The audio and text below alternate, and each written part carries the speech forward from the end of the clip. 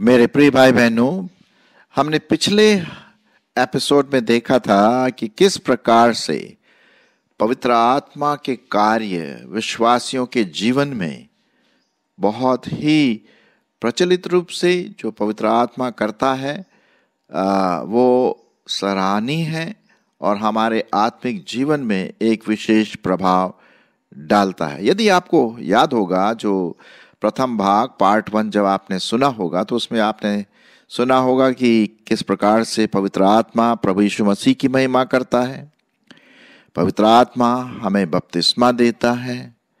पवित्र आत्मा हमारे जीवन में अपना घर बना लेता है। Indwelling of the Holi spirit, पवित्र आत्मा का मंदिर, हम पवित्र आत्मा के मंदिर हैं। तो ये बात हमने देखा। फिर उसके बाद हमने ये भी देखा कि किस प्रकार से हमें पवित्र आत्मा से भरना है, उसकी आत्मा से, पवित्र आत्मा के द्वारा हमारे जीवन का कंट्रोल होना है, नियंत्रण होना है, ताकि हम पवित्र बने। और मेरी ऐसी आशा है कि आपने इस पार्ट 1 जो पवित्र आत्मा के कार्य है उसको जरूर सुना होगा। आज मैं आपके सामने पवित्र आत्मा के कार्य उसका पार्ट 2, दूसरा एपिसोड, दूसरा भाग रखने की कोशिश करूंगा। और हम सबों के लिए बहुत चुनौती भरा लेसन होगा, शिक्षा होगी, और ताकि हम अपने जीवन में पवित्र आत्मा के सामर्थ्य में हम बढ़ते जाएं। तो चलिए शुरुआत करते हैं।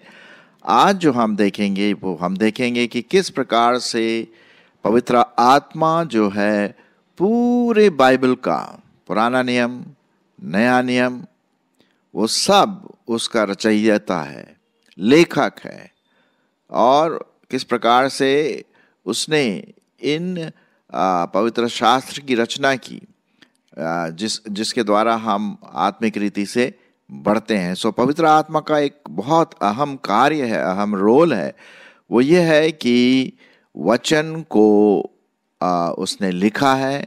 वो पवित्र आत्मा पवित्र शास्त्र या बाइबल का लेखक है। हर एक किताब का एक लेखक होता है कि नहीं, जो उसको लिखता है, अपने विचार प्रकट करता है उस किताब में।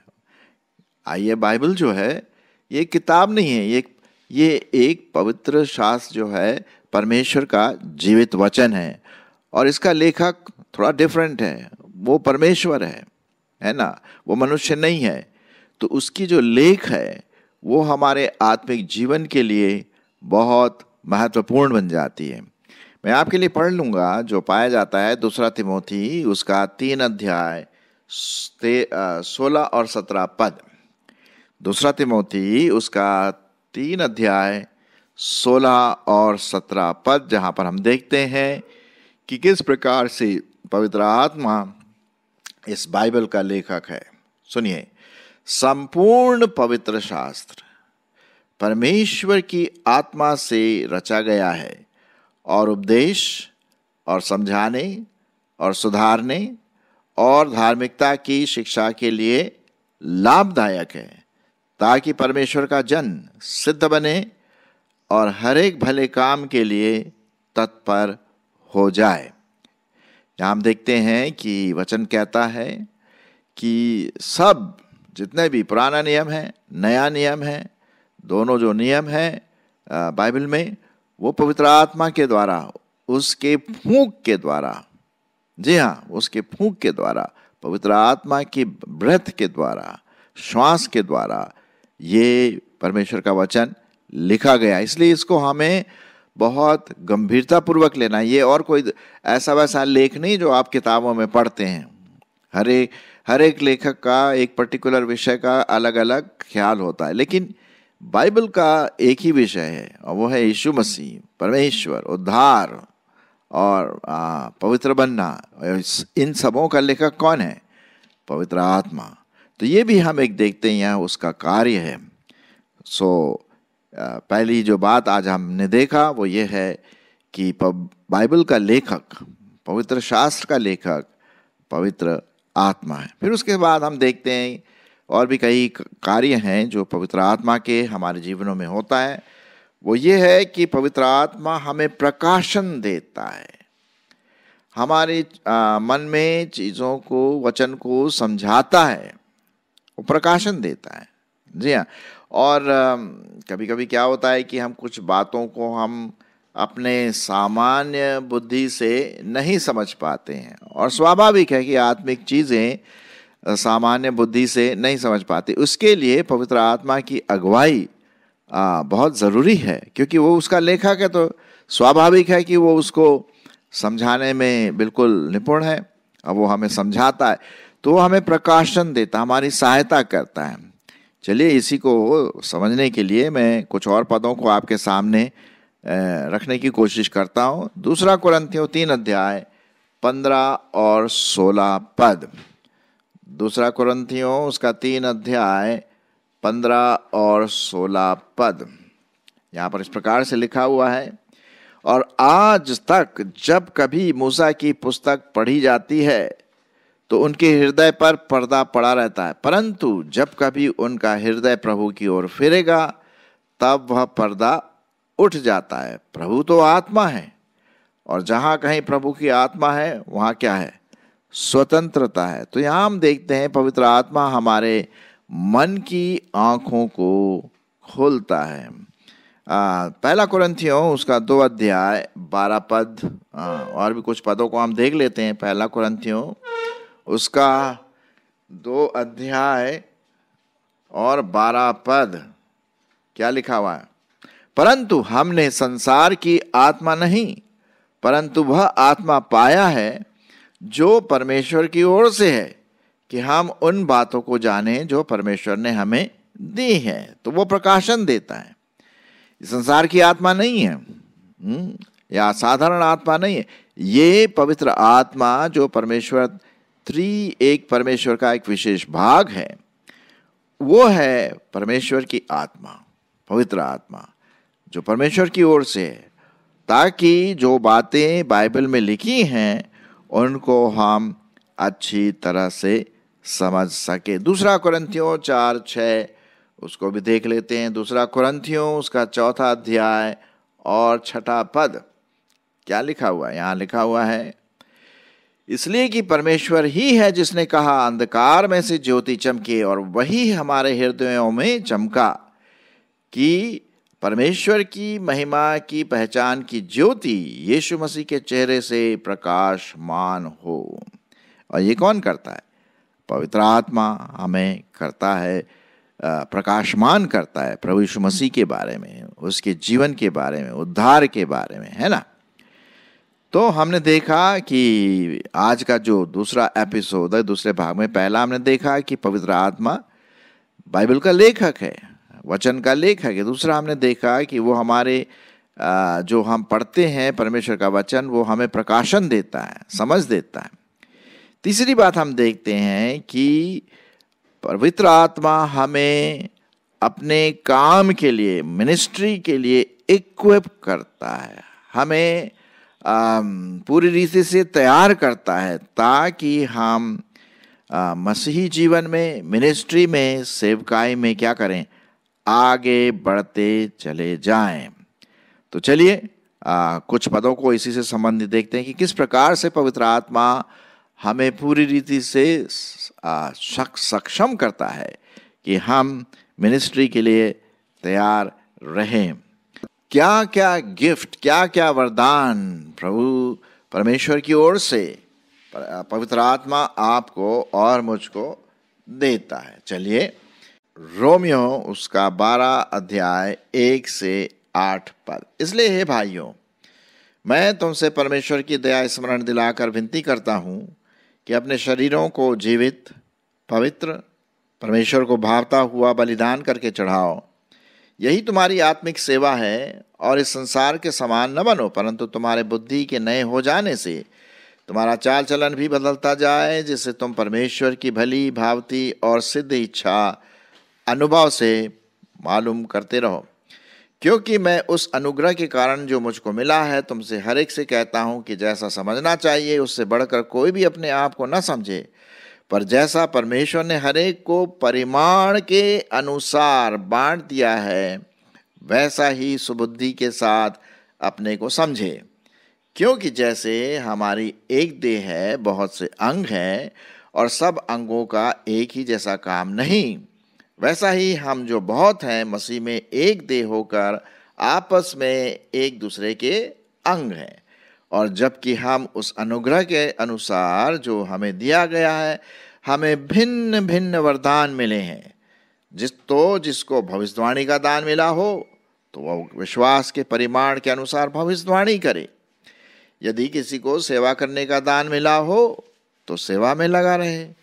यदि कोई सिखाने वाला हो तो सिखाने में लगा रहे। जो उपदेशक हो वो उपदेश देने में लगा रहे। दान देने वाला उदारता से दे, जो अगुवाई करे वह उत्साह से करे, और जो दया करे वह हर्ष से करे। तो यहाँ पर हम देखते हैं कई प्रकार की जो गिफ्ट है परमेश्वर अपनी आत्मा के द्वारा, उपदेशक हो वो वरदान है, टीचर हो, शिक्षक हो वो वरदान है, प्रार्थना करने वाला हो वो वरदान है, सेवा करने वाला हो वो वरदान है। तो ये वरदान, the gifts of the Holi spirit, परमेश्वर का जो वरदान है, पवित्र आत्मा का जो वरदान है, वो उसका एक कार्य कि वो हमें देता है। आप में से हर एक के पास जो विश्वासी हैं, प्रभु को प्यार करते हैं, जिन्होंने प्रभु यीशु मसीह को अपना जीवन दे दिया है, वो हर एक के पास क्या है? वरदान है, जैसा मैंने अभी पढ़ा आपके सामने। चलिए और आगे देख लेते हैं। पहला कुरिन्थियों उसका 12वां अध्याय 1 से 11। पहला कुरिन्थियों उसका 12वां अध्याय और 1 से 11 पद। हे भाइयों, मैं नहीं चाहता कि तुम आत्मिक वरदानों के विषय में अज्ञात रहो। तुम जानते हो कि जब तुम अन्य जाति थे तो गूंगी मूर्ति के पीछे चले जाते थे, वैसे ही चलते थे। इसलिए मैं तुम्हें चेतावनी देता हूं कि जो कोई परमेश्वर की आत्मा की अगुवाई से बोलता है, वह नहीं कहता कि यीशु श्रापित है, और न कोई पवित्र आत्मा के बिना कह सकता है कि यीशु प्रभु है। वरदान तो कई प्रकार के हैं, परंतु आत्मा एक ही है, और सेवा भी कई प्रकार के हैं, परंतु प्रभु एक ही है, और प्रभावशाली कार्य कई प्रकार के हैं, परंतु परमेश्वर एक ही है, जो सब में हर प्रकार का प्रभाव उत्पन्न करता है, किंतु सबके लाभ पहुंचाने के लिए हर एक को आत्मा का प्रकाश दिया जाता है। क्योंकि एक को आत्मा के द्वारा बुद्धि की बातें दी जाती है, तो दूसरे को उसी आत्मा के द्वारा ज्ञान की बातें, और किसी को उसी आत्मा से विश्वास, और किसी को उसी एक आत्मा से चंगाई करने का वरदान दिया जाता है। फिर किसी को सामर्थ्य करने का काम करने की शक्ति, और किसी को भविष्यवाणी की, और किसी को आत्माओं की परख, और किसी को अनेक प्रकार की भाषा, और किसी को भाषाओं का अर्थ बताना है। परंतु ये सब प्रभावशाली कार्य वही एक आत्मा करवाता है, और जिसे जो चाहता है वह बांट देता है। तो हम यहाँ देखते हैं प्रयोग किस प्रकार से जो पवित्र आत्मा के जो गिफ्ट हैं, ताकि हम मिनिस्ट्री में, सेवकाई में क्या हो जाएं? इक्विप हो जाएं, तैयार रहें। जब भी कोई काम आता है तो हम उस काम में लग जाए। मैं इससे पहले कि और मैं आगे बढ़ूं, एक और पद आपके सामने पढ़ूंगा। पाया जाता है पहला पत्रस उसका 4 अध्याय, पहला पत्रस उसका 4 अध्याय और उसका 10 और 11 पद। यहाँ इस प्रकार से लिखा हुआ है, जिसको जो वरदान मिला है वह उसे परमेश्वर के नाना प्रकार के अनुग्रह के भले भंडारियों के समान एक दूसरे की सेवा में लगाए। यदि कोई बोले तो ऐसा बोले मानो परमेश्वर का वचन है। यदि कोई सेवा करे तो उस शक्ति से करे जो परमेश्वर देता है, जिससे सब बातों में यीशु मसीह के द्वारा परमेश्वर की महिमा प्रकट हो। महिमा और सामर्थ्य युगानुयुग उसी की है।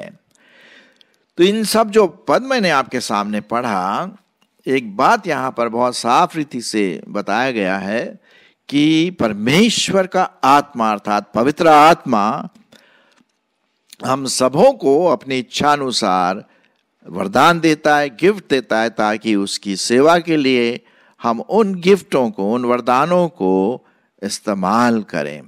और चाहे आप बोलते हैं तो ऐसे बोलें जैसे पवित्र आत्मा बोल रहा है। यदि आप भविष्यवाणी करते हैं तो ऐसे करें जैसे परमेश्वर आपको उकसा रहा है भविष्यवाणी के लिए, दान देने में, प्रार्थना करने में, सेवा करने में, काउंसलिंग में, टीचिंग में, एडमिनिस्ट्रेशन में, मतलब म्यूजिक हुआ, कई प्रकार के गिफ्ट परमेश्वर देता है।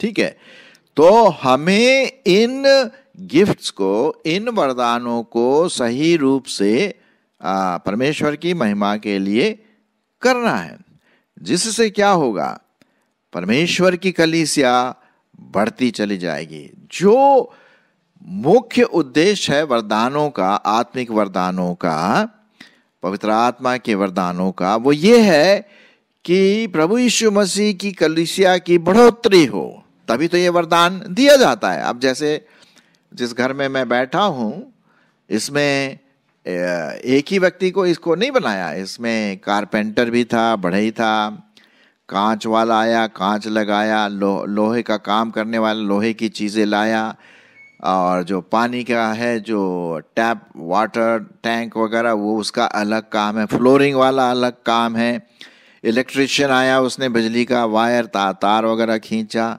है ना। तो सबने मिल करके इस घर को बनाया और हम इसमें आनंद करते हैं और इस घर को इस्तेमाल करते हैं। बनाने वाले तो कई हैं लेकिन घर एक है। उसी प्रकार से पवित्र आत्मा क्या करता है, हमारे जीवनों में उन वरदानों को इस्तेमाल करता है ताकि प्रभु यीशु मसीह की कलीसिया बनती चली जाए। ठीक है, चलिए एक और बात देख लेते हैं, और वो ये है कि परमेश्वर की आत्मा हमें क्या करती है, सामर्थ देता है इन गिफ्ट्स को, वरदानों को इस्तेमाल करने के लिए। वो हमें क्या देता है, सामर्थ देता है। उसके काम करने के लिए वो हमें सामर्थ की जरूरत है। अब मैं आपके लिए पढ़ूंगा प्रेरितों के काम उसका पहला अध्याय 8 पद। प्रेरितों के काम उसका पहला अध्याय और उसका 8 पद लिखा हुआ है, परंतु जब पवित्र आत्मा तुम पर आएगा तब तुम सामर्थ्य पाओगे, और यरूशलेम और सारे यहूदिया और सामरिया में और पृथ्वी के छोर तक मेरे क्या होगे, गवाह होगे। मिनिस्ट्री के लिए हमें सामर्थ्य की जरूरत है। इन वरदानों को इस्तेमाल करने के लिए जो परमेश्वर की आत्मा देती है, उसे इस्तेमाल करने के लिए हमें सामर्थ्य की जरूरत होती है। अब जैसे अभी देखिए, यहाँ पर हमारे पास इलेक्ट्रिसिटी है, वो पावर है, वो सामर्थ्य है, इलेक्ट्रिक पावर जिसे हम कहते हैं। अच्छा, कभी कभी क्या होता है, बिजली चली जाती है, भाई बल्ब वही है, मशीन वही है, सब कुछ वही है, लेकिन चल नहीं रहा है। क्यों नहीं चल रहा? क्योंकि सामर्थ्य नहीं है, पावर नहीं है। तो उसी प्रकार से हम देखते हैं कि पवित्र आत्मा की सामर्थ बहुत बहुत जरूरी है, और चाहे लोग बाहर से डिस्टर्ब करें, कुछ भी करें, हमें परमेश्वर की आत्मा में चलना है ताकि हम उसके सामर्थ में आगे बढ़ते चले जाएं। और एक और पद मैं आपके लिए पढ़ूंगा, रोमियो उसका 8 अध्याय और 4 पद। रोमियो उसका 8 अध्याय और वहां पर क्या लिखा है, 4। इसलिए कि व्यवस्था की विधि हम जो शरीर के अनुसार नहीं वरन आत्मा के अनुसार चलते हैं पूरी की जाए। किसके अनुसार चलते हैं? पवित्र आत्मा की सामर्थ के अनुसार मैं और आप चलते चले, तभी तो बात बनती है ना।